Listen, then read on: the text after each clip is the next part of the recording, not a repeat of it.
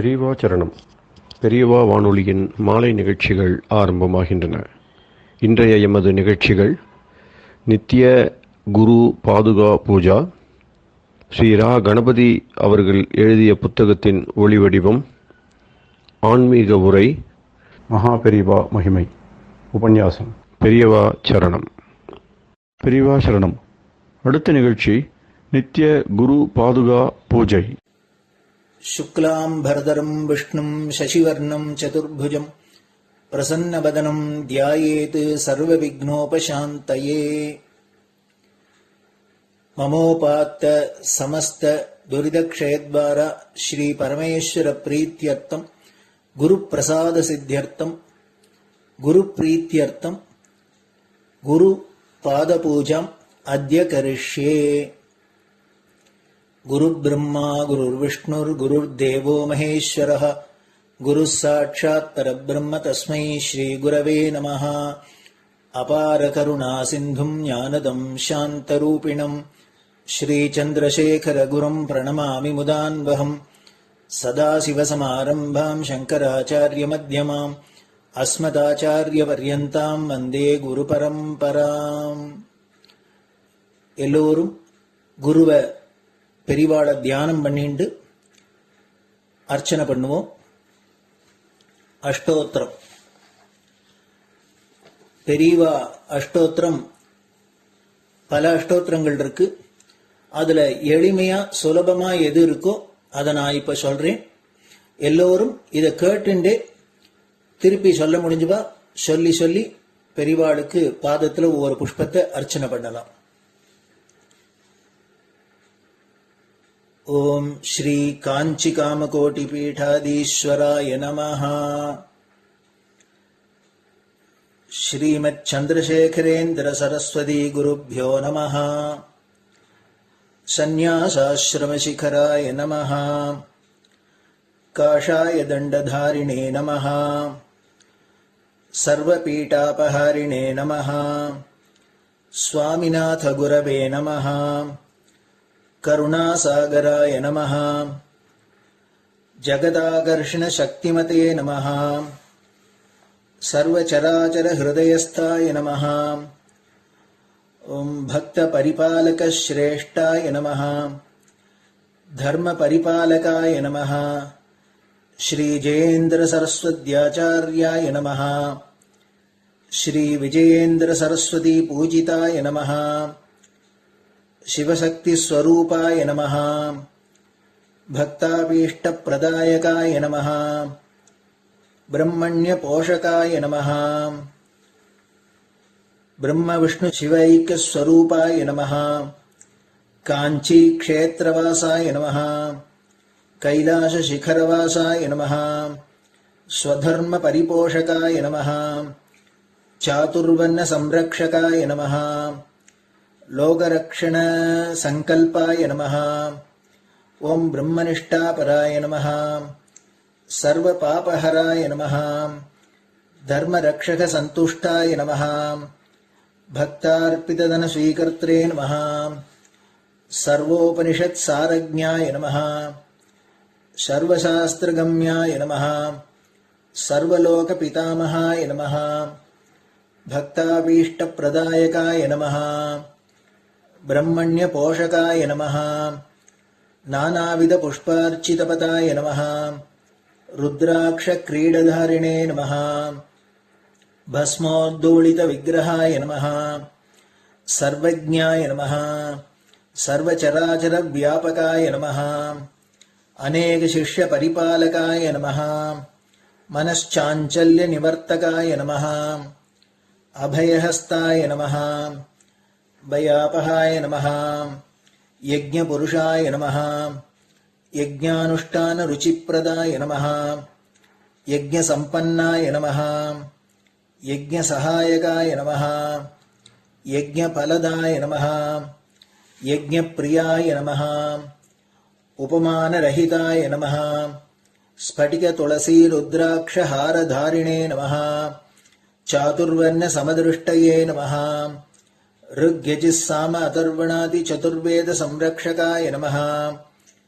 दक्षिणामूर्तिस्वरूपाय नमः जाग्रत् स्वप्न सुषुप्ति अवस्थातीताय नमः कोटिसूर्यतुल्यतेजोमय शरीराय नमः साधुसङ्गसंरक्षकाय नमः अश्वगज गोपूजा निर्वर्तकाय नमः गुरुपादुकपूजातुरन्तराय नमः कनकाभिषिक्ताय नमः स्वर्णबिल्वदलपूजिताय नमः सर्वजीवमोक्षदाय नमः मूकवाक्ताननिपुणाय नमः नेत्रदीक्षादानाय नमः द्वादशलिङ्गस्थापकाय नमः गानरसप्रियाय नमः ब्रह्मज्ञानोपदेशकाय नमः सकलकलासिद्धिताय नमः चातुर्वर्ण्यपूजिताय नमः अनेकभाषासम्भाषण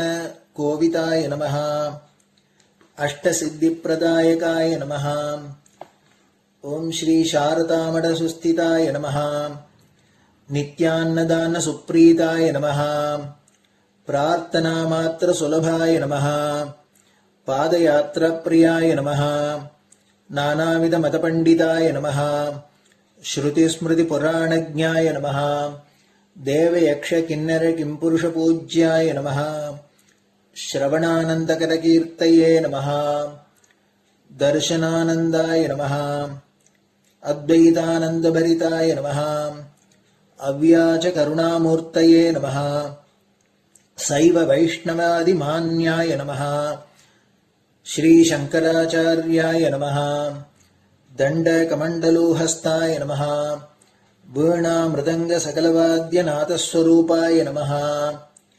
रामकथारसिकाय नमः वेदवेदाङ्ग आगमादिसकलकलासतस्प्रवर्तकाय नमः हृदयगुहाशयाय नमः शतरुद्रीयवर्णितस्वरूपाय नमः केदारेश्वरनाथाय नमः अविद्यानाशकाय नमः निष्कामकर्मोपदेशकाय नमः लघुभक्तिमार्गोपदेशकाय नमः लिङ्गस्वरूपाय नमः सालग्रामसूक्ष्मस्वरूपाय नमः कालड्यां शङ्करकीर्तिस्तम्भनिर्माणकर्त्रे नमः जितेन्द्रियाय नमः शरणागतवत्सलाय नमः श्रीशैलशिखरवासाय नमः डमरुकनादविनोदाय नमः वृषभारूढाय नमः दुर्मदनाशकाय नमः आभिचारिकदोषहर्त्रे नमः मिताहाराय नमः मृत्युविमोचकशक्त्याय नमः श्रीचक्रार्चनतत्पराय नमः दासानुग्रहकारकाय नमः अनुराधानक्षत्रजाताय नमः सर्वलोकख्यातशीलाय नमः वेङ्कटेश्वरचरणपद्मषट्पदाय नमः श्री महात्रिपुरसुन्दरी समेत श्री चन्द्रमौलीश्वर पूजाप्रियाय नमः श्रीमच्चन्द्रशेखरेन्द्र सरस्वती सद्गुरु परब्रह्मणे नमः गुरुभ्यो नमः परमगुरुभ्यो नमः परमेष्टिगुरुभ्यो नमः परात्परगुरुभ्यो नमः गुरुपरम्पराभ्यां नमः गुरुपादुकाभ्यां नमो नमः. அடுத்தது ஊதுபத்தி இருந்தா அதை காமிச்சு தூபம், நெய் தீபம் இருந்தா காமிச்சு அதை நெய் தீபம் தீபம் காமிச்சுட்டு நைவேத்தியம் வெத்தலைப்பாக்கு பழம் இதுலேருந்து ஆரம்பிச்சு அவளுக்கு எது சௌரியமோ அதுபடி நைவேத்தியம் பண்ணலாம். அதுக்கு அடுத்தது கற்பூர ஹாரத்தி பண்ணி எல்லோரும் பிரதட்சிண நமஸ்காரம் பண்ணி பெரியவாள்கிட்ட பிரார்த்தனை பண்ணிண்டு எல்லோரும் க்ஷேமமா இருக்கணும், லோகம் பரம மங்களமா சௌக்கியமா இருக்கணும், எல்லோரும் வியாதி வெக்க இல்லாத ஆயுராரோக்கிய ஐஸ்வர்யத்தோட சாந்தம் அமைதியோட ஞான வைராக்கியத்தோட எல்லோரும் நல்லவர்களாயிருந்து நன்மையை அடையணும்னு பிரார்த்தனை பண்ணி இந்த பூஜையை தினம் செய்யலாம். குரு பிரம்மா குருர் விஷ்ணுர் குருர் தேவோ மகேஸ்வரः குரு சாட்சாத் பரபிரம்ம தஸ்மை ஸ்ரீ குரவே நமஹ. அபார கருணா சிந்தும் ஞானதம் சாந்தரூபிணம் ஸ்ரீ சந்திரசேகர குரும் பிரணமாமி முதான்வகம். சதாசிவசமாரம்பாம் சங்கராச்சாரிய மத்யமாம் அஸ்மதாச்சாரிய பர்யந்தாம் வந்தே குரு பரம்பராம். குரு பாத பூஜை நிறைவடைஞ்சது. பெரியவா சரணம். பெரியவா சரணம். பெரியவா வானொலியில் நேயர்கள் அடுத்து கேட்க இருப்பது ஸ்ரீ ரா கணபதி அவர்கள் எழுதிய புத்தகத்தின் ஒளி வடிவம். அளிப்பவர் ஸ்ரீமதி உமா சங்கர் அவர்கள். தேனினும் இனிய சொல்லான் தீச்சுடர் மேனி கொண்டான் ஊனுயிர்க்குயிரதான ஒன்றினைக் கலந்து நின்றான் ஏனினிக் கவலை நெஞ்சே இன்றுனக் அருள் செய்தான் இஞ்ஞானவான் காமகோட்டி நாதனை நம்புவோமே. ஜெய ஜெய சங்கர, ஹரஹர சங்கர. மகாபெரியவாளின் உபன்யாசங்களை ரா கணபதி அண்ணா தெய்வத்தின் குரல் என்ற பெயரில் 7 பாகங்களாக தொகுத்து அளித்ததின் 7ஆம் பாகத்தின் அடுத்த பகுதி. கங்கா ஸ்நானமும் காவேரி ஸ்நானமும். ஏன் கங்கா ஸ்நானம்? இப்படியாக தீபாவளியை நினைத்து கொண்டே பகவத் பாதாள் இந்த ஸ்லோகத்தை பண்ணின மாதிரி இருக்கிறது. அது இருக்கட்டும். கங்கா ஸ்நானம் என்று ஏன் தீபாவளி அன்று வைத்திருக்கிறது என்ற கேள்விக்கு பதில் சொல்ல வந்தேன். பிள்ளை போன நாளை பண்டிகையாக எல்லோரும் எந்த காலத்திலும் நின்று போகாமல் செய்து வர வேண்டும் என்று பூமாதேவி ஆசைப்பட்டாள். பண்டிகை என்பதால் மங்கள ஸ்நானம், புது வஸ்திர தாரணம், பக்ஷண போஜனம் எல்லாவற்றையும் ஏற்படுத்தி கொடுத்தாள். இதிலேயே பிள்ளை நினைவு வரும்படி புதிதாக நூதனமாக ஏதாவது இருக்க வேண்டும் என்று உதயத்துக்கு முந்தியே தைல ஸ்நானம் செய்ய வேண்டும் என்று வரம் வாங்கினாள். பகவானே இதற்கு ஒப்புக்கொண்டும் கூட இப்படி சாஸ்திர விரோதமாக அபியங்கனம் பண்ண யாராவது பயப்பட போகிறார்களே என்று நினைத்து பயம் போகும்படியாக என்ன செய்யலாம் என்று பார்த்தாள். அன்றைக்கு அந்த வேளையில் தேய்த்து கொள்கிற எண்ணெயில் லக்ஷ்மியும் குளிக்கிற வெந்நீரில் கங்கையும் வசிக்கும்படி செய்துவிட்டால் யாரும் பயப்பட மாட்டார்கள். லக்ஷ்மியும் கங்கையும் வேண்டாம் என்று எவருமே நினைக்க மாட்டார்கள். இதனால் சகல ஜனங்களுக்கும் பண்டிகை என்ற சந்தோஷத்துடன் புண்ணியம் என்பதும் கிடைக்கும் என்று நினைத்தாள். இதனால்தான் அந்த ஸ்நானத்துக்கு கங்கா ஸ்நானம் என்றே பெயர் ஏற்பட்டது. இப்படி கங்கா ஸ்நானம் பண்ணியவர்களுக்கு நரக பயமும் அபமிருத்யுவும் அகால மரணம், கோர மரணம், ரோகங்களும் ஏற்படாமல் இருக்க வேண்டும் என்று கூடுதலாக நம் எல்லோருக்காகவும் வரம் வாங்கி தந்தாள். அவள் நரகனுக்கு மட்டுமில்லை, நம் எல்லோருக்குமே தாய் அல்லவா. மதர் எர்த் என்றே இங்கிலீஷில் கூட சொல்கிறார்களே. கோமாதா, பூமாதா, வேதமாதா என்பதாக பசு, பூமி, வேதம் மூன்றையும் சகலருக்கும் தாயாராகவே சொல்லி இருக்கிறது. இருந்தாலும் நரகனை நேரே தான் பெற்றதால் அவனிடம் அதிக பிரியம் வைத்து இந்த நாளுக்கு நரக சதுர்தசி என்றே பேர் ஏற்பட வேண்டும் என்று வரம் வாங்கிக் கொண்டாள். ஆனாலும் இப்போது பஞ்சாங்கத்தில் தான் அந்த பேர் போட்டிருக்கிறதே தவிர நாம் தீபாவளி என்றே சொல்கிறோம். தீபாவளி என்றால் தீப வரிசை. வடக்கே தான் இப்படி விளக்கேற்றி வைத்து நிஜ தீபாவளியாக கொண்டாடுகிறார்கள். நாம் கார்த்திகை தீபோத்சவம் என்று வைத்துக் கொண்டு விட்டோம். இதுவரைக்கும் நான் சொன்னதில் சாரமான கதாபாகம் அநேகமாக எல்லோருக்கும் தெரிந்திருக்கும். இப்போது தெரியாத கதைக்கு, காவேரி ஸ்நான கதைக்கு போகிறேன். பகவானுக்கும் தோஷம், சமஸ்த ஜனங்களுக்கும் கங்கா ஸ்நானத்தால் தோஷங்கள் போய் அவர்கள் சந்தோஷமாக பண்டிகை கொண்டாடும்படி வரம் கொடுத்த கிருஷ்ண பரமாத்மாவோ இப்போது தம்மையே ஒரு தோஷத்துக்கு ஆளாக்கி கொண்டார். தெய்வமே ஆனாலும் சாஸ்திரம் சொல்கிற விதி நிஷேதங்களின்படி இதை செய் என்பது விதி, இதை செய்யாதே என்பது நிஷேதம். இதுகளின்படி பலன்களை ஏற்றுக்கொண்டு அனுபவித்து காட்டினால்தான் லோகத்தில் தர்மானுஷ்டானம் நிற்கும் என்பதால் இப்படி பண்ணினார். என்ன செய்தார் என்றால், வீரகத்தி என்ற தோஷத்தை தாம் ஏற்றுக்கொண்டார். மகாவீரனாக உள்ள ஒருவனை கொன்றால் அதனால் ஏற்படும் தோஷம்தான் வீரகத்தி. நரகாசுரன் துஷ்டனானாலும் உண்மையான வீரமுள்ளவனானதால் இப்போது பகவான் வீரகத்திக்கு தம்மை ஆளாக்கி கொண்டார். வீரகத்தி தோஷம் பிடித்ததால் பகவானுடைய நீலமணி மாதிரியான பிரகாசஸ்வரூபம் மங்கி போயிற்று. கருத்து வாடி கிடப்பவர்களை பிரம்மகத்தி மாதிரி இருக்கு என்கிறோம் அல்லவா? பிராமணனை கொல்வதால் ஏற்படும் தோஷம்தான் பிரம்மகத்தி. இம்மாதிரி கொலை பாதகங்களால் தேக காந்தி தேஜஸ் போய்விடும். ராமச்சந்திரமூர்த்தி ராவணனை கொன்றதால் அவருக்கு வீரகத்தி மட்டுமில்லாமல் பிரம்மகத்தி, சாயாகத்தி என்று மொத்தம் 3 தோஷங்கள் சம்பவித்தன. ராவணன் பிராமணன், விஸ்ரவஸ் என்ற ரிஷியின் பிள்ளை. அவன் நன்றாக வேத அத்தியனம் பண்ணியிருந்த அவன் கைலாசத்துக்கு அடியில் மாட்டிக்கொண்ட போது சாமகானத்தோடு வீணாகானம் செய்தே ஈஸ்வரனை பிரீத்தி பண்ணி மீண்டு வந்தான். அதனால் அவனை கொன்றதில் ராமருக்கு பிரம்மகத்தியும் ஏற்பட்டது. சாயா என்றால் பிரகாசம், ஒளி என்று அர்த்தம்.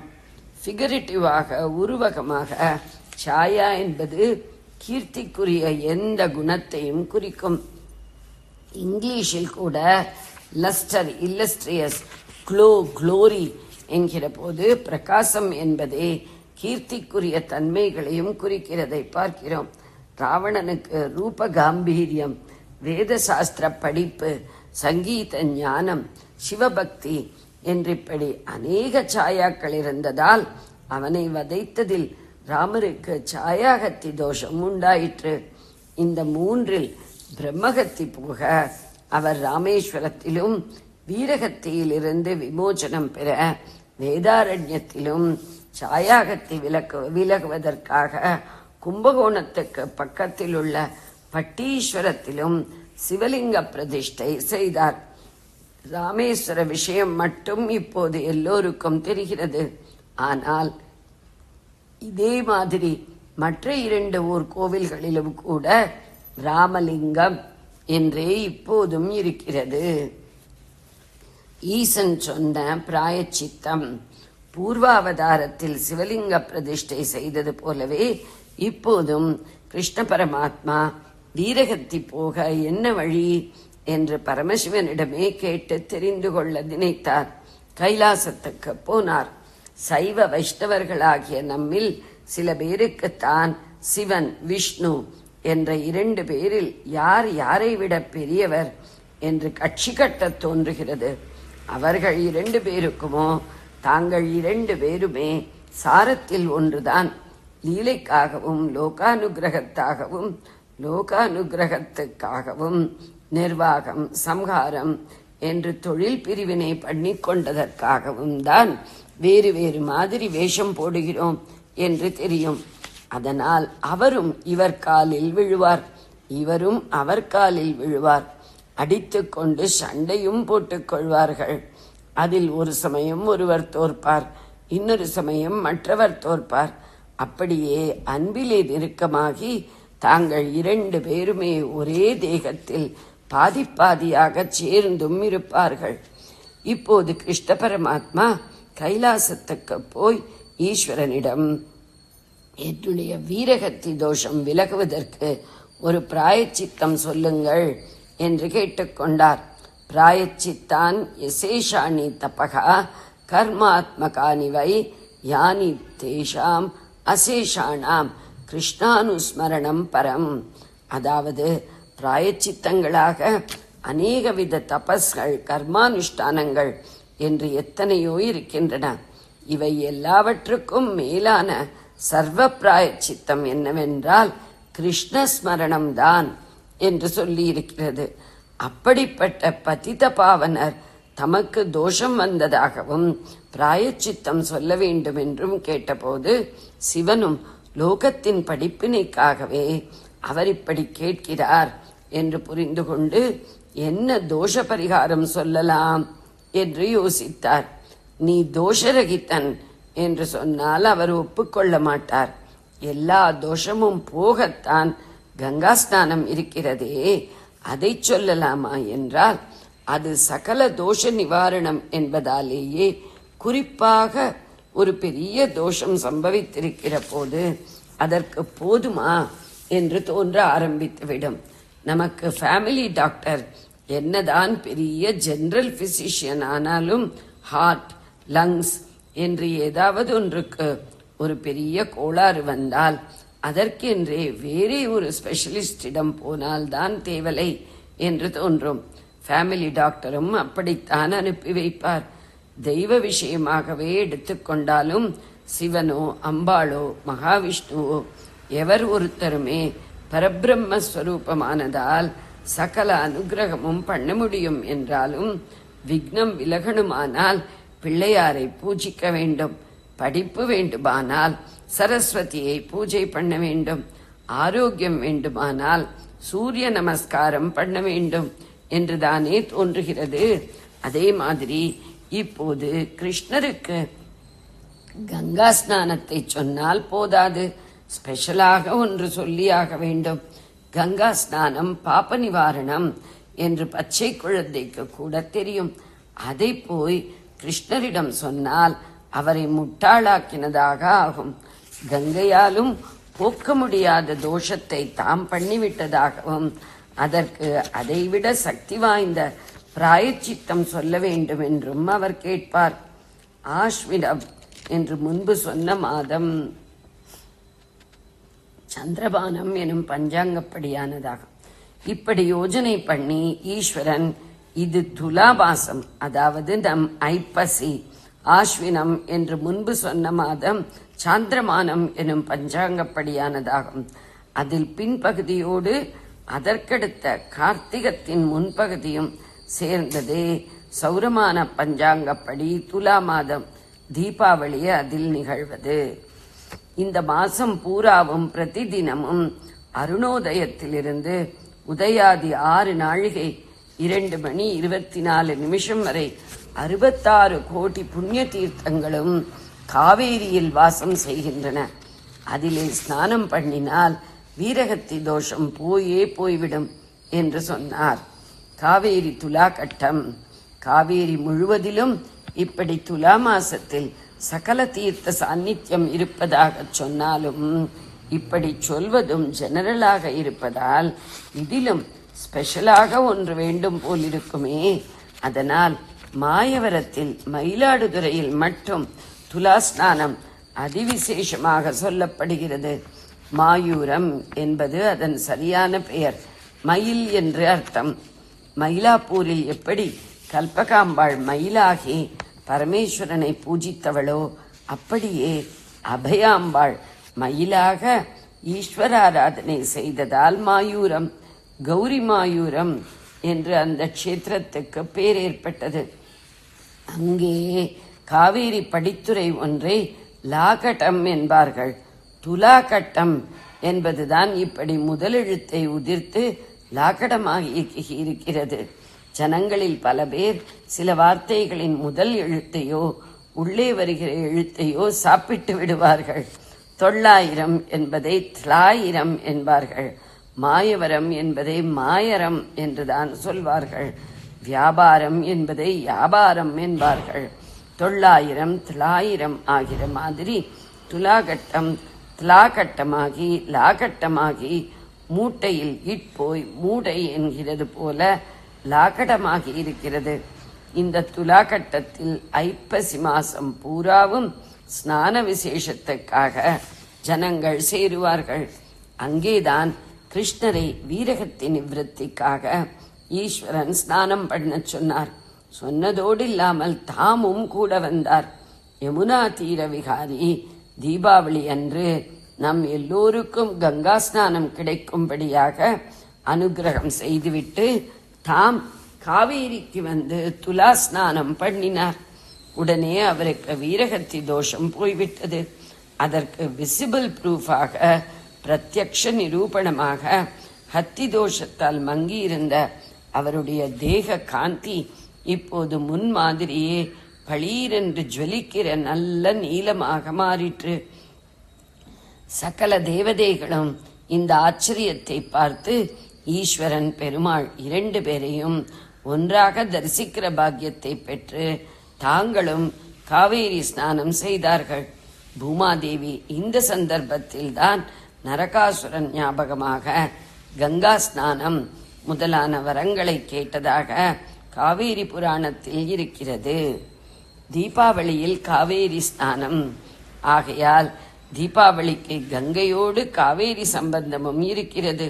அன்றைக்கு ஒரு நாள் மட்டும் எல்லா வெந்நீரிலும் அருணோதயத்திலிருந்து சூரியோதயம் வரை ஒரு முகூர்த்தம், அதாவது 2 நாழிகை கங்கை இருக்கிறாள் என்றால் துலா மாசம் முழுக்கவே அருணோதயத்தில் ஆரம்பித்து பிராத்தக் காலம் முடிகிற வரை, அதாவது சூரியன் உதித்து 6 நாழிகை வரை காவேரியில் கங்கை உள்பட சகல தீர்த்தங்களும் இருக்கின்றன. அதனால் தீபாவளி அன்று முதலில் நாம் அருணோதயத்தில் எண்ணெய் தேய்த்து கொண்டு கங்கா ஸ்மரணத்தோடு வெந்நீர் ஸ்நானம் பண்ண வேண்டும். அப்புறம் சூரியோதயமான பின், ஆனால் 6 நாழிகைக்குள் பச்சை ஜலத்தில் இன்னொரு ஸ்நானம் செய்ய வேண்டும். இந்த ஸ்நானத்தின் போது துலா காவேரியை ஸ்மரித்து கொண்டு பண்ண வேண்டும். முதல் ஸ்நானத்தில் நரகாசுரன், பூமாதேவி, சத்யபாமா, கிருஷ்ணர் எல்லார் நினைவும் வரும். 2ஆம் ஸ்நானத்தில் பரமேஸ்வரன் நினைவும் வந்துவிடும். இந்த புண்ணிய ஸ்மரணம் தான் பெரிய ஸ்நானம். உள் அழுக்கையெல்லாம் அகற்றி ஜீவனை குளிப்பாட்டி பரிசுத்தி பண்ணுவது அதுதான். கோவிந்தேதி சதா ஸ்நானம் என்பதுண்டு. இப்படி சொன்னதால் வெளியே இருக்கிற கங்கா, காவேரி எல்லாம் அவசியமில்லை, பிரயோஜனமில்லை என்று அர்த்தம் பண்ணி கொண்டு விடக்கூடாது. அந்த கோவிந்தனே தான் நம்மிடம் கருணையோடு நமக்கு கங்கா ஸ்நானத்தை கொடுத்து தானே காவேரி ஸ்நானம் பண்ணி காட்டியிருக்கிறான். அவனுடைய ஸ்மரணத்தோடு இப்படி ஸ்நானம் பண்ணினால் அது உள்ளத்துக்கு ஸ்நானம் என்பது மட்டுமில்லை, உள்ளத்துக்கு புது வஸ்திர அலங்காரம், மதுரமான பக்ஷணம் எல்லாமும் அதுவேதான். ஜெய ஜெய சங்கர, ஹர ஹர சங்கர. பெரியவா சரணம். இந்நிகழ்ச்சியின் அடுத்த பகுதி நாளை மாலை இதே நேரத்தில் ஒளிபரப்பாகும். பெரியவா சரணம். பெரியவா சரணம். பெரியவா வானொலியில் நேயர்கள் அடுத்து கேட்க இருப்பது திரு கவிக்கண்ணன் அவர்களின் ஆன்மீக உரை. பெரியவா சரணம். ராம் ராம். ஸ்ரீ குருப்யோ நமஹ. ஜெய ஜெய சங்கர, ஹர ஹர சங்கர. பெரியவா வானொலி நேயர்கள் அனைவருக்கும், மகா பெரியவாவுடைய பக்தர்கள் அனைவருக்கும் அடியேன் கவிக்கண்ணனின் அன்பு கலந்த நல்வாழ்த்துக்கள். ராம் ராம். ஜெய ஜெய சங்கர, ஹர ஹர சங்கர. ஸ்ரீ குருப்யோ நமஹ. குருவை நினைந்திட கருணை பெருகும். குருவை நினைந்திட கருணை பெருகும்.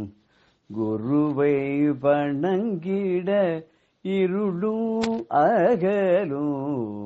குருவை நினைந்திட கருணை பெருகும். குருவை வணங்கிட இருளும் அகலும்.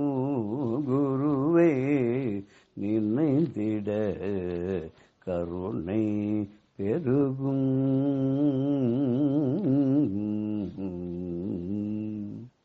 குருவடி பற்றிட கவிமழை பொழியும்.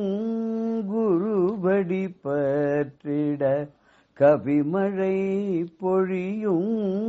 குருவருள் கெட்டிட ஊமையும் பேசும். குருவருள் கெட்டிட ஊமையும் பேசும். குருவை நினைந்திட கருணை பெருகும்.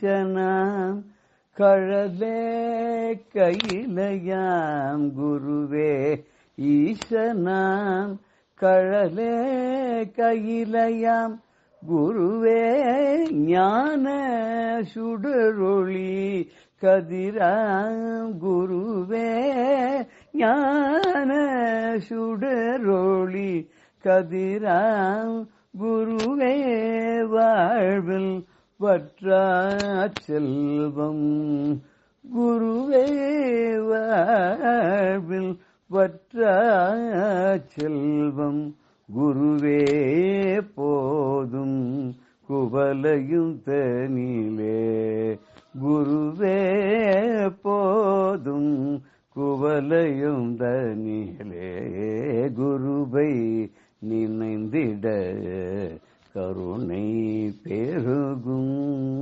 குருவை வணங்கிட இருளும் அகலும். நம்ம குருவை நினைச்சுட்டோன்னு அந்த கருணை வெள்ளம் பெருகி ஓடி வந்து நம்மளவே திக்கு முக்காட வச்சுடுமா. அந்த குருவை வணங்கினோடனே நம்முடைய அஜ்ஞான இருள் அப்படியே விலகி போயிடுமா. அது வெளிச்சம் வந்தோடனே இருட்டு போயிடுறங்கிற மாதிரி நமக்கு ஞானம் வந்து நம்முடைய அஜ்ஞான இருள் நம்மளை விட்டு அகன்று போயிடும்னா குருவோட திருவிடைகளை கெட்டிவா பிடிச்சிட்டோம்னா நம்ம பேசுறது எல்லாமே கவி மழையாக இருக்குமா. குரு அருள் கிடைச்சுடுத்துற என்ன ஊமை கூட பேசும். ஆச்சாரியால் கூட பண்ணார் இல்லையா, ஒரு சிஷ்யன் கூட ஊமையா தான் இருந்தான். குழந்தை ரொம்ப நாளா பேசலன்னா ஒரு போற வழியில அந்த அந்த குழந்தைய கூட்டிட்டு அப்பா அம்மா வந்து இதை வந்து இந்த குழந்தை பேச மாட்டேங்கிறானே வயசு 10 ஆயிடுச்சேன்னு இந்த குழந்தைய எனக்கு கொடுத்துறியான்னு கேட்டாராம் பெரியவா. சரின்னு சொன்னாலாம். உடனே நீ யாரப்பா அம்பி அப்படின்னு கேட்டோடனே அவர் வந்து நான் இது இல்லை அது இல்லை எதுவுமே இல்லை அப்படின்னு சொல்லிட்டு நான் பரபிரம்மம் அப்படின்னு அந்த குழந்தை பேசித்தான். அந்த குழந்தை அப்புறம் சிஷ்யனா ஏற்றுட்டார். அவர் தான் ஹஸ்தாமலக்கர் அப்படின்னு கூட சொல்லுவா இல்லையா.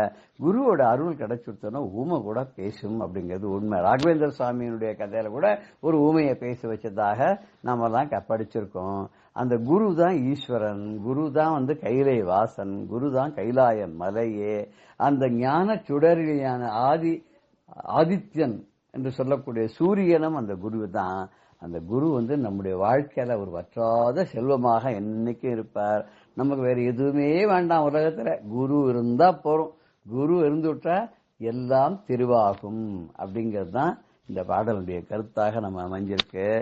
இது ஊட்டின மாதிரி நம்ம ஒரு குரு அருள் ஒருத்தருக்கு எப்படி கிடைச்சது, அவர் எப்படி ஆனந்தப்பட்டாருங்கிறத நம்ம ஒரு சின்ன நிகழ்ச்சியில பார்க்க போறோம். ஒருத்தர் ஏதோ ஒரு ஊர்ல போஸ்ட் மாஸ்டரா இருந்தார். அவர் இருந்த ஊருக்கு அருகாமையில மகாபெரிவா அவர் கேம்ப் பண்ணிருக்கா. நான் வந்து எப்பவுமே எந்த ஊரையும் முக்கால்வாசி சொல்றதை தவிர்த்து விடுறேன்.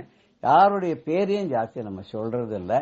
அந்த நிகழ்வுல நமக்கு என்ன பாடம்ங்கிறது மாத்திரம் தான் நான் எடுத்துக்கிறேன். பெரியவா நமக்கு என்ன உணர்த்தரா, நம்ம இந்த பெரியவாளுடைய அருளால என்ன நடக்கிறதுங்கிறத தான் நம்ம பார்த்துன்னு போறோமே தவிர நம்ம ஊரை சொன்னாலும் பேரை சொல்லாதேன்னு சொல்லுவா இல்லையா. அதனால ஊர் பேர்லாம் நமக்கு வேண்டாம், விஷயம்தான் வேணுங்கிறதுனால தான் நான் இப்படி சொல்லிட்டு போயிட்டு இருக்கேன். ஏன்னா கான்ட்ரவர்சி நாளைக்கு வரக்கூடாது இல்லையா. இந்த போஸ்ட் மாஸ்டர் பெரியவாளை பார்க்கணும்னு ரொம்ப ஆசை. அவர் என்ன பண்ணுவார் அப்படின்னா ரொம்ப ஆச்சார அனுஷ்டானத்தோட இருக்கிறவர். நல்லா வந்து காத்தால எழுந்தோன்னு பூஜை பண்ணுவார். அப்புறம் பஞ்சகச்சை கட்டின்னு இருப்பார், சிக்க வச்சுட்டு இருப்பார், சந்தியாவந்தனாதிகள்லாம் நல்லா அழகா பண்ணுவார். காத்தால வந்து ருத்ரம் சமக்காதிகள்லாம் சொல்லுவார். அது அவருக்கு கேட்கறமா ரொம்ப சந்தோஷமா போயிடுத்து. பக்கத்திலேயே அடுத்த ஊர்லயே வந்து மகாபெரிவா வந்திருக்கா அப்படின்னு தெரிஞ்சோடனே பார்க்கறதுக்கு போனார். முடிஞ்ச போதெல்லாம் போக ஆரம்பிச்சார். ஒரு நாள் என்ன ஆச்சுன்னா பக்கத்துல ஒரு கிராமத்துல பெரியவா முகாம் பண்ணியிருந்தாலும் அங்க பக்கத்துல ஒரு அழகான சிவன் கோவில் ஒன்று இருந்தது. பெரியவா அந்த கோவிலுக்கு போகணும்னு ஆசைப்பட்டா. பெரியவா நடந்து போயிட்டே இருக்கா. அப்போ காலில் அந்த மரத்திலான பாதரட்சையை போட்டுருக்காளாம். பெரியவா நடந்து போயிட்டே இருக்கா. எல்லாரும் அவர் பின்னாடியே பெரியவா பின்னாடி போற அந்த கோவிலுக்கு. கோவில் வாசல் கிட்ட போன உடனே பெரியவா அப்படி சுத்தி முத்தியும் பாக்கிறார், ஒருத்தத்துன்னு பாக்கிறார். நான் உள்ள போய் தரிசனம் பண்ணிட்டு வெளியில வர வரைக்கும் என்னோட பாதரட்சையை யாராவது பத்திரமா பார்த்துப்பாளான்னு பாக்குறேன் அப்படின்னு இப்படி பார்த்துட்டு இப்படி பார்த்தா இந்த போஸ்ட் மாஸ்டர் இருக்காரு, அவர் கண்ணில் பட்டார். அழகா பட்டையா விபூதி எல்லாம் போட்டு இருக்கார். அவர் பார்த்தாலே தெரியுது காத்தால அனுஷ்டானங்கள்லாம் பண்ணிட்டு வந்திருக்காருன்னு தெரியுது. பஞ்சகச்சம் கட்டின்னு இருக்கார், சிக்க வச்சுன்னு இருக்கார். அப்படியே பார்க்கறதுக்கு பிராமண சிரேஷ்டரா தெரிகிறார். உடனே ஓய் இங்க வாரம் அப்படின்னு கூப்பிட்டார் பெரியவா. கூப்பிட்டுட்டு நான் உள்ள போய் தரிசனம் பண்ணிட்டு வரேன், நான் வர வரைக்கும் இந்த பாதுகை கீழே எங்கேயும் வைக்காத பத்திரமா அப்படி கழுத்துல மார்பு கிட்ட வர அளவுக்கு அதுக்கு கீழே வராத இந்த பாதுகையை பார்த்து வச்சுக்கணும், வச்சுக்கிறீரா அப்படின்னு சொல்லி அவர் கொடுத்தாரு. அவருக்கா பரம சந்தோஷம், பரம திருப்தி. அப்படி தலையில வச்சுக்கிறார், மார்ல வச்சுக்கிறார், தலையில வச்சுக்கிறார், மார்ல வச்சுக்கிறார், பார்த்து பார்த்து மகிழ்ந்து போறார். பெரியவா அவள் போயிட்டார். அதான் மனசுன்னு ஒண்ணு இருக்கு இல்லையா, அது எப்பவுமே ரெண்டு விதமா திங்க் பண்ணும் இல்லையா. மருந்து சாப்பிடும்போது குரங்க நினைச்சுக்காத அப்படின்பா. ஆனா நம்ம மருந்து சாப்பிடும்போது அந்த மனசு என்ன பண்ணணும், குரங்க தான் நினைச்சுக்கும். அது மாதிரி இந்த மனசுல என்ன தோணித்து, பெரியவாருடைய பாதுகை நம்ம கிட்ட கொடுத்து வச்சுக்க சொன்னது பெரிய பாக்கியம்தான். பெரியவா நம்மளையே கூப்பிட்டு பேசி இதை கொடுத்ததும் பெரிய பாக்கியம்தான். ஆனா பெரியவாரோட சேர்ந்து உள்ள போய் நம்ம அம்பாளையும் ஈஸ்வரனையும் தரிசனம் பண்ணா எவ்வளவு நன்னா இருந்திருக்கும் இல்லையோ, அந்த இன்னும் பெரிய பாக்கியம் இல்லையா. பெரியவாரோட கூட இருந்து தரிசனம் பண்ணும்போது நமக்கு ரொம்ப அழகான தரிசனமும் கிடைக்கும். அது பெரியவாளுக்கு எப்படி பண்ணி வைக்கிறோட அந்த மாதிரி நமக்கு விசேஷமான தரிசனம்லாம் கிடைக்கும் இல்லையா. அது நமக்கு இல்லாத போயிடுத்து, என்ன பண்றது. சரி பரவாயில்ல இருக்கட்டும், எப்படி இருந்தாலும் பெரியவாளுடைய பாதுகையை தாங்கக்கூடிய ஒரு நமக்கு பாக்கியம் கிடைச்சது. ராமனுடைய பாதுகையை தலையில வச்சு எடுத்துன்னு போன பரதன் மாதிரி இன்னைக்கு மகாபெரிவாளுடைய பாதுகையை நான் என் தலையில தாங்கக்கூடிய ஒரு பாக்கியம் எனக்கு கிடைச்சதே. அஹோபாகியம் அஹோபாகியம். இது இத்தனை பெரிய பாக்கியம் யாருக்கு இத்தனை பேருக்கு கிடைச்சிருக்கு வரைக்கும் அப்படின்னு நினைச்சு ரொம்ப சந்தோஷம் பட்டுண்டாராம். ஆனா உள்ளுக்குள்ள போலையே, அவரோட தரிசனம் பண்ணலையே அப்படின்னு சொல்லி ஒரு தாங்கல், மனத்தாங்கல் இருந்துதான். சித்த நாளைக்கெல்லாம் உள்ள இருந்து ஒரு அம்பி வந்தான். பெரியவா மடத்தை சேர்ந்த பெரியவாவோட கூடவே இருக்கக்கூடிய தொண்டு பண்ணக்கூடிய இந்த அம்பி வந்தான். வந்து பெரியவா என்ன சொன்னான்னா, நான் தரிசனம் பண்ணி வந்துட்டேன், நீங்க பெரியவாளுடைய பாதுகையை எங்கிட்ட கொடுத்துருங்க, நான் பிரம்மச்சாரி, பெரியவாளுடைய பாதுகை எங்கிட்ட கொடுத்து என்னை வச்சுக்க சொன்னார். உங்க பெரியவா அவளோட உள்ள அம்பாள் சன்னதி இருக்கா பெரியவா, அங்க தரிசனத்துக்கு கலந்துக்க சொன்னான்னு. இவங்க தூக்கி வார போட்டு எப்படி நம்ம மனசுல நினைச்சது பெரியவாளுக்கு தெரிஞ்சது அப்படின்னு சொல்லிட்டு அந்த அம்பி விடாத பாதுகையை கொடுங்க அப்படின்னு வாங்கி அவன் வச்சு விட்டான். வச்சுன்னு இவரை உள்ள அனுப்பிச்சான். இவரை நேர உள்ள போனார். அவர் உள்ள வர வரைக்கும் பெரியவா காத்துன்னு அவர் வந்தப்புறம் தீபாரதனை காட்ட சொன்னாராம். எத்தனை ஒரு பெரிய பாக்கியம் இல்லையோ. இவர் உள்ள போன அப்புறம் பெரியவாவோட சேர்ந்தப்புறம் எல்லாம் ஒன்னா நிக்கிற போது அம்பாளுக்கு தீபாரதன்லாம் காமிச்சு பெரியவா தாமதிச்சு பண்ண சொன்னதுனால இவருக்கு இந்த தீபாரதனை பார்க்கக்கூடிய, இவர் ஆசைப்பட்ட மாதிரியே பெரியவாவோட சேர்ந்து தரிசனம் பண்ணக்கூடிய பாக்கியம் அவருக்கு கிடைச்சது. பெரியவா எப்பவுமே ரொம்ப எளிவர்களுடைய தன்னுடைய அடியாருடைய நியாயமான கோரிக்கைகள் எல்லாம் எதையுமே நிராகரிக்க மாட்டார். சர்வஜானான பெரியவாளுக்கு எங்க யார் என்ன நினைச்சாலும் என்ன வேண்டின்றாலும் எது கேட்டாலும் அவளுக்கு தெரியும் இல்லையா. நம்ம மனசுல நினைச்சோன்னா அங்க அப்படியே கண்ணாடியில பிரதிபலிக்கிற மாதிரி அவருக்கு பிரதிபலிச்சு விடுறது. உடனே அதை நிறைவேற்றி வைக்கணுங்கிற அவருக்கு அந்த கருணா மூர்த்தி, கருணை மா முகில் இல்லையா, அந்த கருணை மா முகில் உடனே உருக ஆரம்பிச்சதுன்னா அப்படியே கருணை மழை பொழியும் இல்லையா. அப்படிதான் பொழிஞ்சுது இந்த பக்தருக்கும். அடுத்தது யோகம். பெரியவா பாதுகையை வச்சுக்கக்கூடிய ஒரு பாக்கியம், பெரியவா பின்னாடியே உள்ள போகிறதுக்கும் ஒரு பாக்கியம், அம்பாள் சந்நிதியில் இருக்கிற ஒரு பாக்கியம், இதற்காகவே அங்க தாமதம் பண்ண ஒரு பாக்கியம். பெரியவாளோட சேர்ந்து தீபாரதனை எல்லாம் பார்த்துட்டு தரிசனம் பண்ணி பெரியவாளுடைய ஆசீர்வாதத்தோட பிரசாதத்தோட வரக்கூடிய பாக்கியம் கிடைச்சது. நாமளும் பெரியவாளை சரணம்னு அடைஞ்சு நம்பினோம்னா நமக்கும் எல்லா பாக்கியங்களும் கிடைக்குங்கிறதுல கொஞ்சம் கூட நமக்கு சந்தேகமே வேண்டாம். ஜெய ஜெய சங்கர ஹர ஹர சங்கர ஸ்ரீ குருபியோ நமஹ. ராம் ராம். பெரியவா சரணம். இந்நிகழ்ச்சியின் அடுத்த பகுதி நாளை மாலை இதே நேரத்தில் ஒளிபரப்பாகும். பெரியவா சரணம்.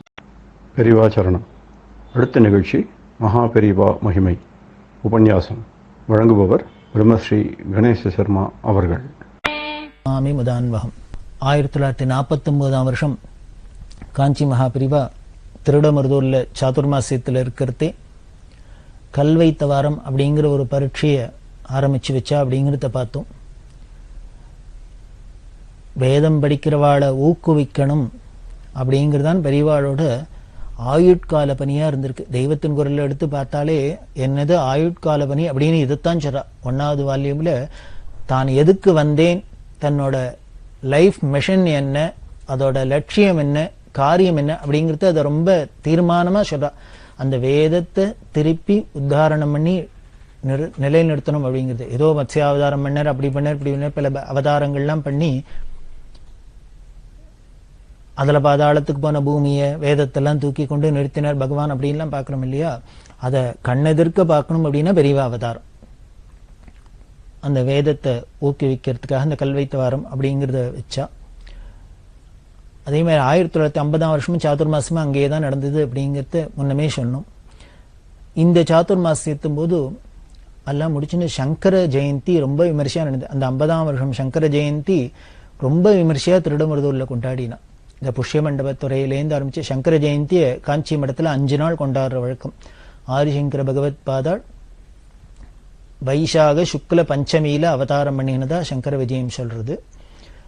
அந்த வைசாக சுக்ல பஞ்சமி அப்படின்னா சித்திர மாசம் அமாவாசை கழிச்ச 5ஆம் நாள் பஞ்சமி. அமாவாசை கழிச்ச சித்திர அமாவாசை ஆயிடுச்சுன்னா மறுநாள் பிரதமையிலேருந்து வைசாக சுத்தம், அதுலேருந்து பஞ்சமி திதி 5 நாள். அந்த வைசாக சுத்தம் அப்படின்னு சொல்லக்கூடிய அமாவாசை கழிச்ச பிரதமையிலேருந்து ஆரம்பிச்சு பஞ்சமி வரைக்கும் 5 நாள் மடத்துல உற்சவம் நடக்கும். காஞ்சிபுரத்தில் காமாட்சி கோவிலையும் அதே மாதிரி ஆச்சாரியாளுக்கு சங்கர ஜெயந்தி உற்சவம் நடக்கும். ரொம்ப விமரிசையா பண்ற வழக்கம். இந்த 1950ஆம் வருஷம் திருடமிருதூர்ல பெரியவா பண்ணின சங்கர ஜெயந்தி ந பூதோ ந பவிஷ்யதி அப்படின்னு சொல்றாப்புல அதுக்கு முன்னாலையும் பார்த்திருக்க முடியாது, பின்னாலையும் பார்த்திருக்க முடியாது. அது போட்டோ எல்லாம் கூட இருக்கு. அதுல பெரியவா அந்த சங்கர ஜெயந்தி ஊர்வலத்துல புஷ்ய மண்டபத்திலேருந்து ஆச்சாரியாள் படத்தை தேர்ல ஊர்வலம் பண்ணி தஞ்சாவூர்ல நாதஸ்வரத்துக்கெல்லாம் கேட்பானே ராஜரத்ன பிள்ளை முதலான பெரிய நாதஸ்வர வித்வான்கள்லாம் வந்து கலந்துண்டு அந்த ஊர்வலம் ரொம்ப விமரிசையா நடக்கிறது. அப்படி விமரிசையா நடக்கிறதே பெரியவா எப்படி அந்த ஊர்வலத்துல கலந்துன்னு வந்தா அப்படின்னா பின்பக்கமாவே நடந்துட்டு ஆச்சாரியால் ரதம் அப்படி வருது. பெரியவா அந்த ரதத்தை பார்த்துட்டே ஆச்சாரியால தரிசனம் பண்ணி பின்பக்கமாவே நடந்து போறது. ஏன்னா குருவுக்கு பிருஷ்டபாகத்தை காமிக்கப்படாது, ஒரு மரியாதை குறைவு. ரொம்ப மரியாதை உள்ளவாள் கோவிலே சுவாமி சன்னதிக்கு போனோம்னா சுவாமிக்கு நேர பின்பக்கத்தை காமிச்சுன்னு வரப்படாது, அப்படி ஓரமாக தான் பின்பக்கத்தை காமிக்காத வரணும். ரொம்ப ஸ்ரத்த இருக்கவா என்ன பண்ணுவா பின்பக்கமாவே நடந்து வருவா இந்த சன்னதி தாண்டுற வரைக்கும். அப்படிதான் இங்கேயும் பெரியவா ஆச்சாரியாளுக்கு முன்னால தான் தரிசனம் பண்ணிண்டே பின்பக்கமா நடந்து போனா அப்படியெல்லாம் பார்க்கிறோம். அது எப்படி கொண்டாடணும், எப்படி பக்தியை காமிக்கணும், எப்படி இல்லாம பக்தி பண்ணணும், எப்படி மரியாதையை காமிக்கணும் அப்படிங்கிறது எல்லாத்தையும் ஒரு குருட்ட தானே கத்துக்க வேண்டியிருக்கு. எல்லாத்தையுமே சொல்லித்தரத்துக்கு ஒரு குரு வேண்டியிருக்கு. அப்படிதான் இங்கேயும் பெரியவா அதுக்காகவே வாழ்ந்து காமிச்சா எல்லாத்தையும். சங்கர ஜெயந்தி மிக விமரிசையா நடந்தது. அதுல பல வித்வான்கள்லாம் வந்துட்டா. நாதஸ்வர வித்வான் ராஜரத்னம் பிள்ளை அப்படிங்கிறவர். இந்த ராஜரத்னம் பிள்ளை அப்படிங்கிறவெல்லாம் அவளோட கச்சேரிக்கு நாதஸ்வரத்துக்கெல்லாம் எப்படி கூட்டம் வரும், அவள்லாம் எப்பேற்பட்ட மகா மேதைகள் அப்படிங்கிறதெல்லாம் பார்க்கிறோம். அவர்லாம் வந்து வாசிக்க பெரியவாளோட ஊர்வலத்துல மாயவரத்துல ஊர்வலம் நடந்து பட்டண பிரவேசம்னு அப்படி நடந்து நிற்கிறதே ராஜரத்னம் பிள்ளை ஏதோ கார்ல போயிருந்திருக்கார், எதேச்சும் அந்த பக்கமா பெண்டுக்கு போயிருந்திருக்கார் போல இருக்கு. இப்படி பெரியவாளோட ஊர்வலம் வரத்தை பார்த்தோன்னு காரை நிறுத்த சொல்லி இறங்கி உடனே தன்னோட மேல் சட்டையெல்லாம் ஒத்துட்டு இடுப்புல துண்டை கட்டிட்டு வாத்தியத்தை எடுத்துன்னு வர சொல்லி பெரியவாளுக்கு வாசிச்சுண்டு கைங்கரியம் பண்ணி அப்புறம் பெரியவாள்கிட்ட போய் தனக்கு பெரியவா கையால பிரசாதம் வேணும்லாம் கேட்டு வாங்கிட்டு அவருக்கு சால்வை முதலான சன்மானங்கள்லாம் பெரியவா பண்ணி யாரை எப்படி கௌரவிக்கணும் அப்படிங்கிறது பெரியவா அதில் ரொம்ப ஸ்பெஷலிஸ்ட், அப்படித்தான் கவனிச்சா. அதே மாதிரிதான் இந்த சங்கர ஜெயந்தியிலும் பல வித்வான்கள் எல்லாம் பெரியவா சம்பாவனை பண்ணி ரொம்ப விமரிசையா நடந்தது. அப்புறம் 1950ஆம் வருஷம் திருடமருதூர்ல நடந்த இன்னொரு முக்கியமான நிகழ்ச்சி பெரியவாளோட சரித்திரத்துல என்ன அப்படின்னா 1950ஆம் வருஷம் டிசம்பர் மாசத்துல 8 நாளைக்கு பாவை மாநாடு அப்படிங்கிற ஒண்ணு நடத்தினா. டிசம்பர் மாசமே தெரியும் நமக்கெல்லாம், மார்கழி மாசம் பிறந்துரும். இந்த மார்கழி மாசம் அப்படின்னாலே திருப்பாவை திருவம்பாவை அப்படிங்கிறது இன்னைக்கு உலகம் முழுக்கலும் பிரசித்தமா இருக்கு. ஆனால் இந்த உலகம் முழுக்கலும் இந்த திருப்பாவை திருவம்பாவை மார்கழி மாசம்னா அதுக்கு இவ்வளவு மகத்துவம் அப்படிங்கிறத எப்போ உணர்றாப்புல இருந்தது உலகம் அப்படின்னா இந்த 1950ஆம் வருஷம் டிசம்பர் மாசத்துல பெரியவா பண்ண பாவை மாநாட்டுக்கு அப்புறம் தான் அப்படின்னே சொல்லலாம். இன்னைக்கு அங்கங்க திருப்பாவையும் திருவம்பாவையும் முழங்குறது, கேசட்ஸ் இருக்கு, சிடி இருக்கு, அப்படி இருக்கு இப்படி இருக்கு, கோவில் ஒலிக்கிறதுனா அதுக்கெல்லாம் காரணம் இந்த பெரியவா 50ஆவது வருஷத்துல பண்ணின இந்த பாவை மாநாடு. இந்த திருப்பாவை திருவம்பாவை இதோட பெருமை, இதோட பிரபாவம், இதோட மகிமையெல்லாம் உலகத்துக்கு எடுத்து காமிக்கணும். மார்கழி மாசம்னா அதோட மகத்துவம் என்ன, அதோட பெருமை என்ன, அதில் அத்தனையும் காமிக்கிறதுக்காகவே இப்படி 8 நாளைக்கு ஒரு மாநாடு கூட்டினா. அது திருப்பாவை திருவம்பாவை திருமறை ஆரங்க மாநாடு. திருப்பாவை திருவம்பாவை திருமறை ஆரங்க மாநாடு அப்படின்னு அதுக்கு பேர் கொடுத்திருந்தா. இல்ல தமிழ்ல என்னென்ன திருமறைகள்லாம் எல்லாம் சேர்ந்தது. ரொம்ப இந்த மாநாடு பிரபலமானது. அதுல பல வித்வான்கள் எல்லாம் கூப்பிட்டு, ஓதுவாமூர்த்திகள்லாம் கூப்பிட்டு அதெல்லாம் பத்தி திருப்பாவையை பத்தி பாடி காமிக்க சொல்றது. அதோட பெருமையை அர்த்தங்கள் எல்லாம் உபன்யாசம் பண்ண சொல்றது. திருவம்பாவையை பத்தி சைவர்களை கூப்பிட்டு அவளெல்லாம் அதை பாடச் சொல்றது. அதுக்கு அதோட மகிமையெல்லாம் அதுல உள்ள பொருள்லாம் உபன்யாசம் பண்ண சொல்றது. இப்படி பலது நடந்தது. இல்ல இன்னொரு விசேஷம் என்ன அப்படின்னா, சைவமும் வைஷ்ணவம் ஒத்துமையா வரத்துக்கு இது மாதிரி கைங்கரியெல்லாம் பெரிவா பண்ணியிருக்கா. அந்த பாவை மாநாட்டுல திருப்பாவையெல்லாம் சொன்னாலே இது வைஷ்ணவர்கள்லாம் வந்து அவ உபன்யாசம் பண்ணி அப்படி எல்லாம் இருந்தா. திருவம்பாவையை சொல்லணும் அப்படின்னா அதுக்கு சைவர்கள்லாம் வந்தா. இப்படி சைவ வைஷ்ணவ பிராமண அப்ராமண இந்த எந்த ஒரு பேதமும் இல்லாத எல்லாரும் ஒன்னா சேர்ந்துண்டு இதை ரொம்ப விமர்சையா கொண்டாடுறாப்புல பெரியவா ஏற்பாடு பண்ணா. அதுல திருவாவடுதுறை ஆதீனம், தர்மபுரம் ஆதீனம் முதலான சைவ மட ஆதீன தலைவர்கள்லாம் வந்து கலந்துண்டு அவளுக்கெல்லாம் ரொம்ப உற்சாகம். என்ன இப்படி ஒரு பெரியவா இப்படி ஒரு பெரிய ஒரு சாதனை மாதிரி நடத்துறாளே அப்படின்ட்டு அவள்லாம் வந்து ரொம்ப சப்போர்ட் பண்ண. இது ரொம்ப நன்னா நடந்தது. அரியக்குடி ராமானுஜயங்கர் அப்படிங்கிற சங்கீத மகாமேத அவர்தான் இந்த திருப்பாவைக்கெல்லாம் ரொம்ப முக்கியமா கலந்துட்டார். அதே மாதிரி திருவம்பாவைக்கும் பல சங்கீத வித்வான்கள்லாம் கலந்துட்டார். அதுல இன்னொரு விசேஷம் என்னன்னா, மடத்துல உள்ள 2 பேரை விட்டு யானை மேல உட்காத்தி வச்சு வெடிகார்த்தால ஒரு தீபத்தை அரிக்கன் லைட் அப்படின்னு சொல்ல அதை எடுத்துட்டு உஷத் காலத்துல யானை மேல உட்காந்து மகாலிங்க சுவாமி வீதியில திருடமருதூர்ல இவ திருப்பாவை பாடிண்டு போகணும். யானை மேல உட்காத்தி வச்சு அதுக்கு ஒரு, அதாவது ராஜாக்கள்லாம் இப்படி ஒரு கௌரவத்தை பண்ணுவா. எந்த ஒரு உயர்ந்த விஷயமா இருந்தாலும், இந்த கிரந்தமா இருந்தாலும் யானை மேல உட்காத்தி வைக்கிறது அப்படின்னு நாம சோழராஜா சரித்திரத்திலேயே பார்க்கிறோம். பெரிய புராணம் எழுதணும்னு அதை எப்படி சேக்கிழார் பெரிய புராணம் எழுதுறதே இந்த ராஜா எப்படி பண்ணார், யானை மேல அவரை உட்காத்தி வச்சு அந்த புஸ்தகத்தையும் வச்சு தான் சாமரம் போட்டு அதை வீதியில் அழிச்சுன்னு போனார் அப்படின்லாம் பார்க்குறோம். அது மாதிரிதான் இங்க திருப்பாவையும் திருவம்பாவையும் பாடுறவாளை தூக்கி யானை மேல உட்காத்தி வச்சு வெடிகார்த்தாலே நகர சங்கீர்த்தனமா இந்த திருப்பாவை திருவம்பாவை அப்படி மாநாட்டுல ஊர்வலம்லாம் விட்டார்.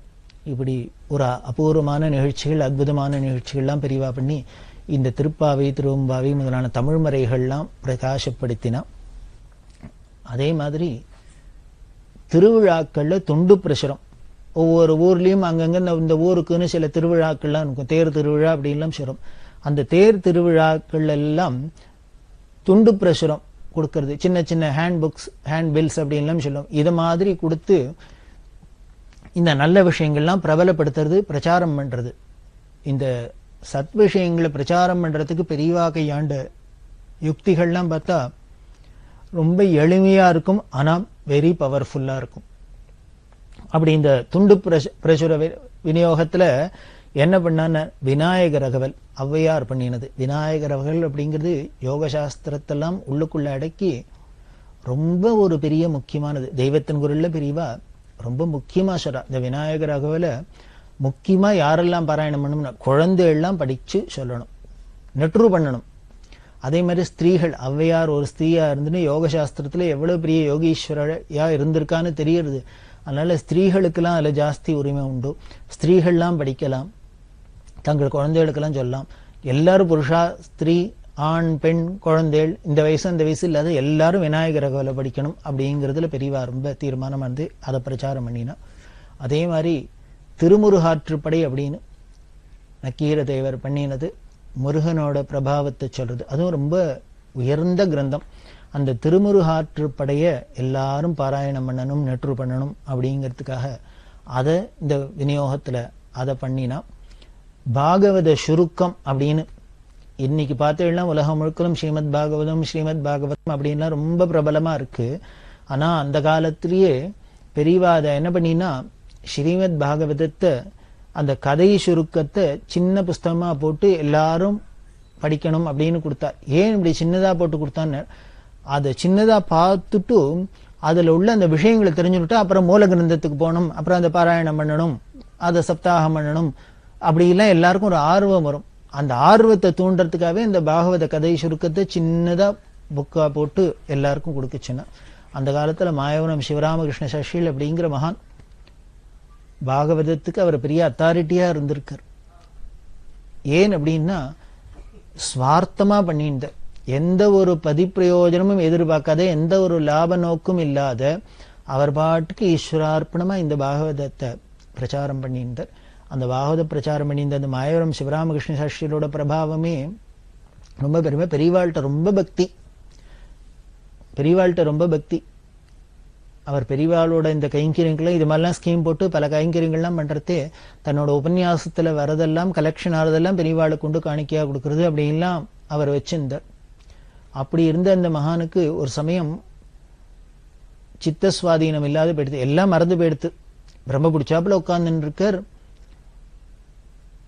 ஒண்ணும் இல்ல, பேசாத உட்கார்ந்துன்னு இருக்க, பிரம்ம பிடிச்சாப்புல சித்த சுவாதீனம் இல்லாத, எல்லாம் பழசெல்லாம் மறந்து போயிடுத்து. அப்படி இருக்கிறதே வருத்தப்பட அவ என்னெல்லாமோ வைத்தியம் பண்ணி பார்த்து ஒன்னுக்கும் சரியா வராது. அப்புறம் பெரியவாள்கிட்ட வந்து அவ குடும்பத்தில் உள்ளவா சொல்ல, அவர் அழிச்சுன்னு வர சொல்லி பெரியவா விபூதி பிரசாதம் கொடுக்க, சந்திரமௌலீஸ்வர் விபூதி பிரசாதத்தினால அவருக்கு திருப்பி ஞாபகம் வந்து பெரியவாளை பார்த்தோன்னே பெரியவாசனையில உடனே பெரியவா பாகவத்திலேருந்து ஏதானும் சாஸ்திரியோட ஸ்லோகம் சொல்லணும் அப்படின்னு சொல்ல, எனக்கு எல்லாம் மறந்து போயிடுத்தே, நான் என்ன பண்ணுவேன்னு சொல்ல, உடனே பெரியவாளே எடுத்து கொடுத்து அதுலேருந்து ஆரம்பிச்சா மட திறந்த வெள்ளம் மாதிரி கிடுகிடுன்னு அத்தனையும் திருப்பி ஞாபகம் வந்துட்டு வந்து, அதுக்கப்புறம் இவர் உபன்யாசங்கள்லாம் பண்ணிட்டு பெரியவாளை கைங்கரம் பண்ணியிருக்கார். அப்படின்னா இது மாதிரி பல அதிசயங்கள்லாம் பெரியவா சன்னதியில அன்னன்னைக்கு நடந்துட்டே இருக்கும். அந்த பாகவதத்தை சுருக்கத்தை புஸ்தகமா கொடுத்து அதை பிரச்சாரம் பண்ணினா, ஏன்னா பக்தியில எல்லாருக்கும் வளரணும் அப்படிங்கிறதுக்காக. வார வழிபாட்டு சங்கம் அப்படின்னு நாமெல்லாம் இப்ப என்ன பண்றோம் அப்படின்னு, நமக்கு ஏதானு கஷ்டம் வரத்தே இடைஞ்சல் வரத்தே இது மாதிரி எல்லாரும் சேர்ந்துட்டு ஆஹா ஊகுன்னு அழுது ஏதோ பக்தி பண்ணி அதை போக்கிக்கணும்னு பாக்குறோம். ஆனா பெரியவாள்கிட்ட என்ன அப்படின்னா, இது மாதிரி ஒரு இக்கட்டான சமயத்துலதான் ஈஸ்வரன் காலை பிடிக்கிறது அப்படிங்கிறது இல்லை. எப்பொழுதும் ஒரு காலை பிடிச்சிருந்தாலே நமக்கு விபத்தே வராது, கஷ்டமே வராது. அதனால்தான் வார வழிபாட்டு சங்கம்னு வாரம் இதை பண்ணணும். காரணம், அந்த காலத்துல இந்த வெள்ளையர்கள் ஆதிக்கத்தினால ஞாயிற்றுக்கிழமைன்னு அவ லீவ் விட்டதே அவா சௌரியத்துக்கு தான் விட்டா. அவ அத்தனை பேரும் சர்ச்சுக்கு போகணும் அப்படிங்கிறதுக்காக, கோவிலுக்கு போகணும், இந்த மத வழிபாடு வேணும், அதுக்கு ஒரு நாள் லீவு இருக்கணும் அப்படிங்கிறதுக்காகவே ஞாயிற்றுக்கிழமை லீவுன்னு வச்சா அது நமக்கு அப்படியே தொடர்ந்து வருதுன்னு வச்சுங்கோ. இஸ்லாமியர்களா இருந்தா வெள்ளிக்கிழமை லீவு அப்படின்லாம் வச்சுக்கிறா. சனாதன மதத்துல தான், இந்து மதத்துல தான் இது மாதிரிலாம் ஒரு குறிப்பிட்ட நாள் அன்னைக்கு மட்டும்தான் இறைவனை வழிபடுறது அப்படிங்கிறதுலாம் இல்லாத, நமக்கு ஆயுசு முழுக்கலுமே எல்லா நாளுமே ஈஸ்வரன்ட்ட பக்தி பண்றதுதான். அப்பர் சுவாமி சொல்றாரு, பேசாத நாளெல்லாம் பிறவா நாளே அப்படிங்கிற, உன்னை நினைக்காத, உன்னை பத்தி பேசாத இருந்த நாள்ல எல்லாம் அன்னைக்கு நான் பிறந்த நாள் இல்லை, இறந்த நாள். அப்படி நமக்கு ஆயுசு முழுக்கலுமே அந்த பக்திங்கிறது ஊர் இந்தத்தினால இதெல்லாம் நமக்கு ஸ்பெஷலா இன்னைக்கு தான் இல்லை. இருந்தாலும் இந்த சம்பிரதாயத்தை ஒட்டி பெரியவா என்ன பண்ணா, ஞாயிற்றுக்கிழமை தான் எல்லாருக்கும் ஒரு லீவுங்கிறதே ஒரு ஸ்டாண்டர்டா உலகம் முழுக்கலும் ஆயிட்டதுனால, பானுவாரம் அன்னைக்கு ரொம்ப முக்கியமான நாள் தான்.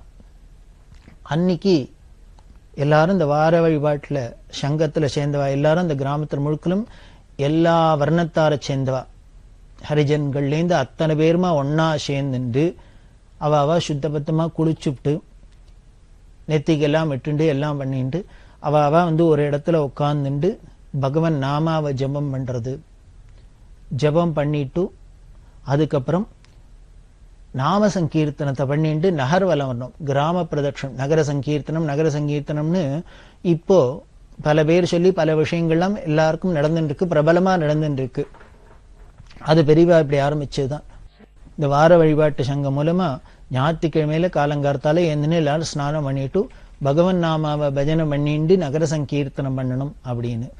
எதுக்கு நகர சங்கீர்த்தனம் அப்படின்னா, ஒரு இடத்துல உட்காந்து நம்ம பண்ணினோம்னா எல்லாரும் வந்து கேட்கணும். ஆனா இதே நாம போய் எல்லா இடத்துக்கும் பண்ணினோம்னா அவ இருந்த இடத்துல இருந்தே கேட்கலாம். அதான் நமது சம்பிரதாயத்துல, நமது மதத்துல கோவில்ல இந்த உற்சவ விக்கிரகம் அப்படின்னு ஒண்ணு வச்சு திருவிழா உற்சவம் 10 நாள் உற்சவம் அப்படின்லாம் கொடியேறி பண்றதுக்கெல்லாம் காரணமே என்ன அப்படின்னா, யாரெல்லாம் கோவிலுக்குள்ள போய் தரிசனம் பண்ண முடியாத இருக்கோ அதுக்கு பல காரணங்கள் இருக்கலாம். அவளோட சரீரத்துல உபாதைகளுக்கெல்லாம், வயசாக இருக்கலாம், அவளால போய் பார்க்க முடியாத இருக்கலாம், இல்ல அவளை இங்க போகலாம் அங்க போகக்கூடாது, சில அதிகாரிகள் பேதம்லாம் வச்சிருந்ததுனால அப்படி எல்லாராலையும் பார்த்து ஈஸ்வரனை தரிசனம் பண்ணி அனுகிரகம் அடைய முடியாதுங்கிறதுனாலதான் அவாவா இருக்கிற இடத்துக்கு ஈஸ்வரன் வெளியில வந்துடுறாப்புல 10 நாள் உற்சவம் வீதியில போறது அப்படின்லாம் வச்சா. அது மாதிரிதான் இந்த நகர சங்கீர்த்தனம், நாம சங்கீர்த்தனத்தை வெளியில பாடிட்டு போறது அப்படிங்கிறதும் பகவன் நாமா சொல்லிட்டு அவாவ காலம் ஞாயிற்றுக்கிழமைன்னு எல்லாரும் ரெஸ்ட் இருக்குன்னு நல்லா லேட்டா எழுந்திருக்கலாம்னு படுத்துட்டு இருக்கிற சமயமா இருக்கும். அப்படி கூட டயத்தை வேஸ்ட் பண்ணக்கூடாது. மகான்கள்லாம் பயப்படுறாளே, யமன் வரத்துக்கு முன்னால அவன் காலடி ஓசை அடங்கும் முன்னே உன்னோட காலடியை நான் பிடிச்சணும், உங்ககிட்ட பக்தி பண்ணணும் அப்படின்லாம் பிரார்த்தனை பண்றாளோ இல்லையோ. அதனால எல்லாரும் தூங்கிடப்படாது. விவேகானந்தர் சொல்றாங்கிறாரே, ஏந்திருங்கோ அவே கவே கரைஸ் அப்படின்லாம் சொல்ற. அப்படின்னா இது உபனிஷத் வாக்கியம் தானே. உபனிஷத்தே அப்படித்தான் சொல்றது. உத்திஷ்ட ஜாகிரத அப்படின்னு தான் சொல்றது. ஏந்திரு முழிச்சுக்கோ அப்படின்னு தான் சொல்றது. அப்படி எல்லாரையும் தூங்காத முழிச்சுக்கிறதுக்குன்னு தானே இவர் விழுப்புரம் விழுமியபுரம்ங்கிற அந்த ஜாகரணபுரியிலேருந்தே அவதாரம் பண்ணிட்டு வந்தா பெரியவா. அதனால எல்லாரையும் அந்த ஞாயிற்றுக்கிழமையிலையும் தூங்கி போயிடாத இருக்கணும், அவ லைஃபை வீணடிச்சிடாத இருக்கணுங்கிறதுக்காக போல இருக்கு இந்த நகர சங்கீர்த்தனம் அப்படின்னு ஒன்று ஆரம்பிச்சு வச்சு வார வழிபாட்டுலாம் வச்சா. வாரம் இது ரெகுலரா நடக்கணும், தொடர்ந்து நடக்கணும், கிராமத்துக்கு கிராமம் நடக்கணும் அப்படின்னு இந்த வார வழிபாட்டு சங்கம். 1951 சங்கர ஜெயந்திக்கு திருவாரூர்ல இருந்தா. திருவாரூருக்கு பக்கத்துல செம்மங்குடிங்கிற இடத்துல சங்கர ஜெயந்தி. அதுல 100 லட்சண வித்வான்களுக்கு தோடா பெரியவா சம்பாவனை பண்ணினா. 100 வித்வான்கள் அப்படின்னா திருமதஸ்தர்களும் திருமதஸ்த சேர்ந்தவாளும், அதாவது ஸ்மார்த்தர்கள், வைஷ்ணவர்கள், மாத்வர்கள் அப்படின்னு சொல்லக்கூடிய 3 மதத்திலையும், இந்த வைதீக மதத்துல பல சம்பிரதாயங்கள் உள்ளத்துல யாரெல்லாம் வித்வான்களா இருக்காளோ, சலக்ஷண வித்வானோ அத்தனை பேருக்கும் கூப்பிட்டு 100 பேரை கூப்பிட்டு அத்தனை பேருக்கும் யாழி முகத்தோட அப்படின்னு பேரு. யாழி முகத்தோட இருக்கும், ரொம்ப கண்ணா இருக்கும், அதுல கல்லெல்லாம் இழைச்சு ரொம்ப விமரிசையா இருக்கும், ரொம்ப பிரமாதமா இருக்கும் வேலைப்பாடோட. அது மாதிரி தோடா 100 பேருக்கு பிரைஸ். அப்படின்னா ஒரு தோடாவே 5-6 பவுன் இருக்கும். அப்படின்னா 100 பேருக்குன்னா எத்தனை பவுன் பார்த்துங்கோ. அத பெரியவாளுக்கு இப்படி ஒரேடியா காசு செலவா 500 பவுன் வேணும், 600 பவுன் வேணும், ஒரு கோபுரத்துக்கே பவுன் வேணும்னா உட்காந்து இடத்துல வருதுன்னா இதுக்கெல்லாம் என்ன பெரிய காரியமா? இப்படி ரொம்ப காஸ்ட்லியான ஒரு விஷயங்கள்லாம் பெரியவாள்கிட்ட ரொம்ப சுலபமா நடக்கும், ரொம்ப எளிமையான விஷயங்களும் பெரியவாள்கிட்ட நடக்கும். ரெண்டுத்தையும் பார்க்கலாம். அந்த 1951 சங்கர ஜெயந்தியில செம்மங்குடியில 100 வித்வான்களுக்கு, சலக்ஷண வித்வான்களுக்கு பெரியவா இந்த தோடா பரிசு கொடுத்தா. அது ஏன் சங்கர ஜெயந்தின்னர்? அந்த சங்கர ஜெயந்தி, அந்த சங்கர அவதாரம் நடந்ததுனால தானே இந்த வேத மதம் இன்னி வரைக்கும் இருக்கு, சனாதன மதம் இருக்கு, ஷண்மத ஸ்தாபன ஆச்சாரியார்னு எல்லாரும் ஒத்துமையா இருக்கிறதுக்கெல்லாம் காரணமா இருக்கு. அதனால இந்த சங்கர ஜெயந்தியை ரொம்ப விமர்சையா கொண்டாடணும், அது ரொம்ப மகா புண்ணிய தினம் அப்படின்னு பெரியவாளுக்கு இன்னும் ஆசை. வீட்டுக்கு வீடு ராமநவமி, கோகுலாஷ்டமி மாதிரி எல்லாம் எல்லாரும் கோலம் போட்டு மாலை தோரணம் கட்டி ஆச்சாரியாளை வச்சு பூஜை பண்ணி அன்னைக்கு விசேஷமா கொண்டாடி பகவத் பாதாள ஸ்மரிக்கணும் அப்படிங்கிறது பெரியவாளோட ஆசை. அது எல்லாரும் அவசியம் பண்ணணும். பெரியவாளுக்கு நம்ம பிரீத்தியா ஒண்ணு பண்ணணும் அப்படின்னா பெரியவாளுக்கு ஒண்ணு கொடுக்கவே வேண்டாம். பகவத் பாதாளுக்கு, ஆதிசங்கரருக்கு நாம ஏதானும் ஒண்ணு பண்ணினோம்னா, ஆச்சாரியாளுக்கு இந்த சங்கர ஜெயந்தியை கொண்டாடினோம்னாலே அதுவே பெரியவாளுக்கு பெரிய பெருமை. அப்படி வீட்டுக்கு வீடு நம்ம சங்கர ஜெயந்தியை உற்சாகமா கொண்டாடினாலே பெரியவா அங்க வந்துருவா அந்த குரு பக்தியினால. அப்படி சங்கர ஜெயந்தியினால்தான் உலகத்துல இன்னைக்கு தர்மம் இருக்கு அப்படின்னு சொல்லுவா. பிரதோஷமாமா என்ன சொல்லுவான்னா, இப்படி பகவத் பாதா ஜெயந்தியை கொண்டாடுறது, வீட்டுக்கு வீடு கொண்டாடுறது பெரியவாளுக்கு சந்தோஷமோ முக்கியமோ, அது மாதிரி நமக்கு கண்ணுக்கு தெரிஞ்ச ஆதிசங்கரர் பெரியவா. இந்த சங்கரோட பெருமையே பெரியவாளால தானே தெரியுது.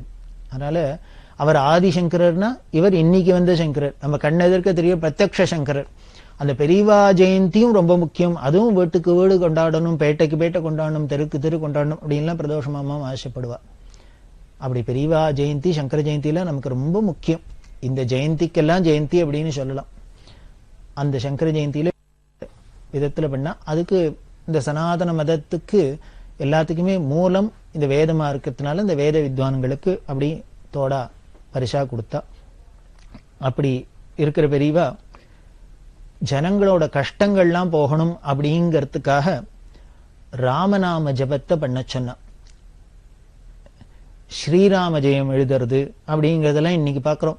ஸ்ரீராம ஜெயம் லட்சக்கணக்கா கோடிக்கணக்கா எழுதி அதுக்கு கோவில்லாம் கட்டி அப்படி எல்லாம் ரொம்ப பிரபலமா இருக்கு. அதுக்கெல்லாம் மூல காரணம் வேர் பெரியவா போட்டதுதான். நீங்க எங்க வேணா பாருங்க, எந்த சத்காரியத்துக்கு பாருங்க, இன்னைக்கு உலகத்துல பிரபலமா என்ன நடந்தாலும் சரி அதுக்கு சர்வ நிச்சயமா எங்கேயோ பெரியவா அடியில விதை போட்டிருப்பா. நாம தான் அதை கவனிக்கணும். அப்படி ஸ்ரீராம ஜெயம் எழுதுறது அதை சொன்னா அதே மாதிரி ராமநாம ஜபம் பண்றதுன்னு எல்லாரும் 108 தடவையானும் பண்ணணும் அப்படின்ட்டு ராமநாம ஜபத்தை பண்ணணும். ஏன்னா தாரக மந்திரம் இல்லையா, இது பெரியவா வெறும் பண்ணுங்கோ அப்படின்னு மட்டும் சொல்லல. அப்படி ராமநாமம் எழுதினாக்க ஸ்ரீராம ஜெயம் இத்தனை எழுதினா வெள்ளிக்காசு, இத்தனை எழுதினா பவுன் காசு அப்படி எல்லாம் சொல்லி பவுனும் வெள்ளியுமா வாரி அரைச்சு இந்த நாம பிரச்சாரம் பண்ணின ஒருத்தர் உண்டுன்னா அது மகா பெரியவா தான். இப்படி ஜனங்களோட க்ஷேமத்துக்காக, ஒரு சாந்திக்காக, அமைதிக்காக பெரியவா பல விஷயங்கள் சொல்லி இருக்கா. அதுல இன்னும் பலதை நாம தொடர்ந்து பார்க்க போறோம். பெரியவா சரணம். இந்நிகழ்ச்சியின் அடுத்த பகுதி நாளை மாலை இதே நேரத்தில் ஒளிபரப்பாகும். பெரியவா சரணம். பெரியவா சரணம். அடுத்த நிகழ்ச்சி திருவாசக இன்னிசை. வழங்குபவர் ஸ்ரீ சத்குருநாத தேசிகர் அவர்கள். பெரியவா சரணம். திருச்சிற்றம்பலம். திரு உந்தியார். வளைந்தது வில்லு விளைந்தது பூசல் உழைந்தன முப்புறம் உந்தீபர ஒருங்குடன் வெந்தவாறும் தீபர ஈரம்பு கண்டிலம் ஏகம்பர் தங்கையில் ஓரம்பே முப்புறம் உந்தீபர ஈரம்பு கண்டிலம் ஏகம்பர் தங்கையில் ஓரம்பே முப்புறம் உந்தீபர ஒன்றும் பெருமிகை உந்தீபர தச்சு விடுத்தலும் தாமடியிட்டலும் அச்சு முறிந்ததென்று உந்தீபர அழிந்தன முப்புறம் உந்தீபர உய்ய வல்லார் ஒரு மூவரை காவல் கொண்டு எய்ய வல்லானுக்கே உந்தீபர இளமுலை பங்கன் என்று உந்தீபர சாடிய வேள்வி சரிந்திட தேவர்கள் ஓடியவா வாடி உந்தீபர சாடிய வேள்வி சரிந்திட தேவர்கள் ஓடியவா பாடி உந்தீபர உருத்திரநாதனுக்கு உந்தீபர ஆவா திருமால் அபிப்பாகம் கொண்டன்று சாவாதிருந்தான் என்று உந்தீபர சதுமுகன் தாத என்று உந்தீபர வெய்யவன் அங்கே விழுங்க திரட்டிய கையை தரித்தான் என்று உந்தீபர கலங்கிற்று வேள்வி என்று உந்தீபர பார்ப்பதியை பகை சாற்றிய தக்கனை பார்ப்பது என் நேடி உந்தீபர பனைமூலை பாகனுக்கு உந்தீபர புரந்தரனார் ஒரு பூங்குயிலாகி புரந்தரனார் ஒரு பூங்குயிலாகி மறந்தனில் ஏறினார் உந்தீபர வானவர் போன் என்றே உந்தீபர வானவர் போன் என்றே உந்தீபர வெஞ்சின வேள்வி வியாதிரநாதலை வெஞ்சின வேள்வி வியாதிரநாதலை துஞ்சினவா பாடி உந்தீபர தொடர்ந்த பிறப்பர உந்தீபர ஆட்டின் தலையை விதிக்கு தலையாக கூட்டியவா பாடி உந்தீபர கொங்கை கூலுங்க நின்று உந்தீபர உண்ண புகுந்த பகன் ஒளி தோடாமே கண்ணை பறித்தவாறு உந்தீபர கருக்கட நாமெல்லாம் உந்தீபர நாமகள் நாசி சிரம்பிரமல் பட சோமன் முகன் நெறித்து உந்தீபர தொல்லை வினைகட உந்தீபர நான் மறையோனும் அகத்தியமான் பட ஓம்பழி தேடுமாறு உந்தீபர புரந்தரல் வேள்வியில் உந்தீபர புரந்தரல் வேள்வியில் உந்தீபர சூரியனார் தொண்டை வாயினில் பற்களை சூரியனார் தொண்டை வாயினில் பற்களை வாரி நெறித்தவாறு உந்தீபர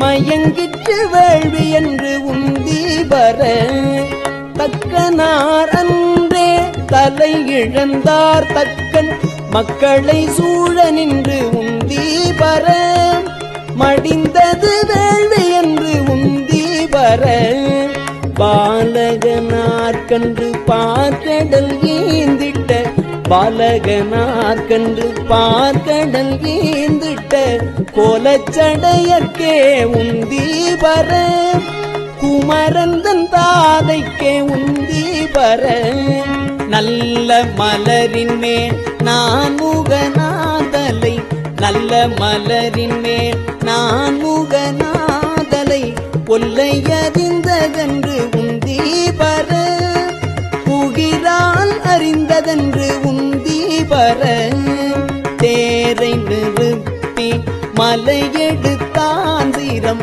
இறைந்தும் இற்றவாறு உந்தி வர இருபதும் இற்றதென்று உந்தி வர ஏகாசம் இட்ட இருடிகள் போகாமல் ஏகாசம் இட்ட இருடிகள் போகாமல் ஆகாசம் காவல் என்று உந்தி வர அதற்கப்பாலும் காவல் என்றுந்தி வர அதற்கப்பாலும் காவல் என்றுந்தி வர உந்தி வர உந்தி வர உந்தி வர.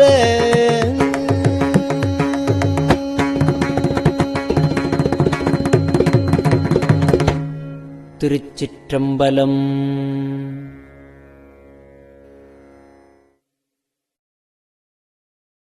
பெரியவா சரணம். இந்நிகழ்ச்சியின் அடுத்த பகுதி நாளை மாலை இதே நேரத்தில் ஒளிபரப்பாகும். பெரியவா சரணம். பெரியவா சரணம். பெரியவா வானொலியின் இன்றைய நிகழ்ச்சிகளின் நிறைவாக திருப்பொன்னூசல் வழங்குபவர் சத்குருநாத தேசிகர் அவர்கள். பெரியவா சரணம். திருச்சிற்றம்பலம். திருப்பொன்னூசல். கோலவரை குடுமி வந்து குவலயத்து சால அமுதுண்டு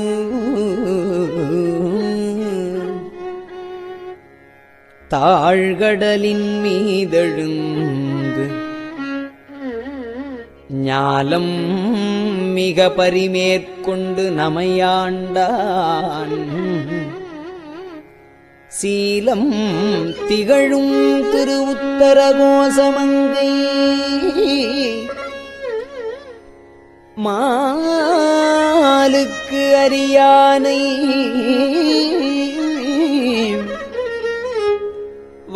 வாயார நாம் பாடி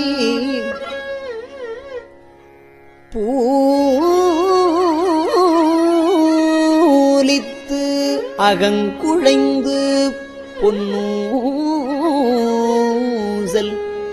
ஆடாமோ.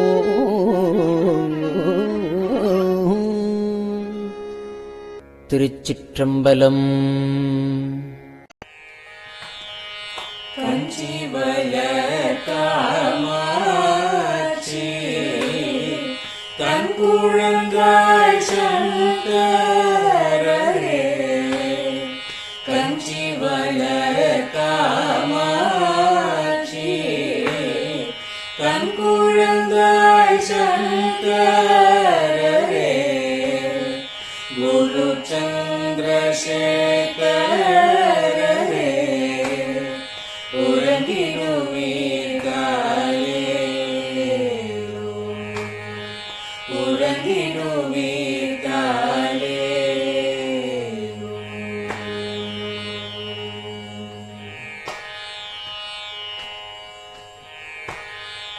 ஆதிகுரு சங்கரராய் அன்றொரு நாள் வந்தவரே அறுபத்து எட்டாகும் ஏகபதி காலே ஏழுலகும் பூப்பவரே காப்பவரே கரப்பவரே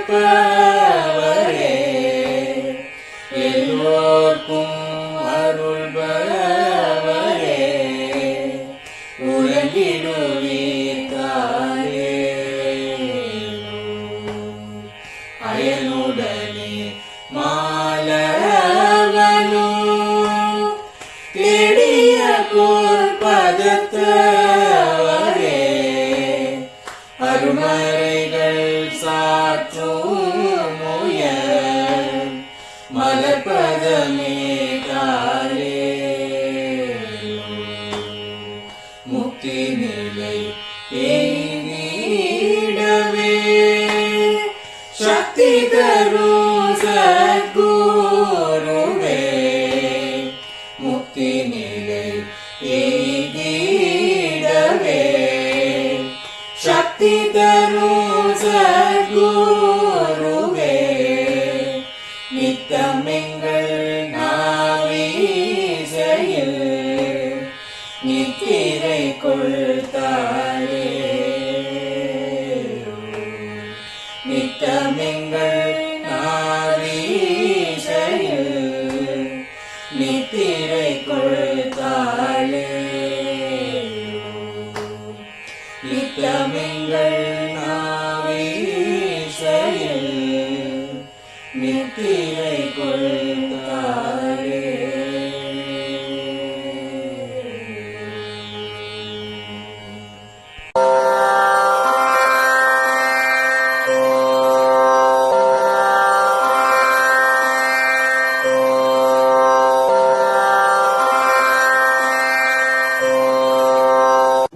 பெரியவா சரணம். பெரியவா வானொலியின் மாலை நிகழ்ச்சிகள் இத்துடன் நிறைவடைகின்றன. எமது அடுத்த ஒளிபரப்பு நாளை காலை இந்திய நேரப்படி 6 மணிக்கு துவங்கும். பெரியவா சரணம்.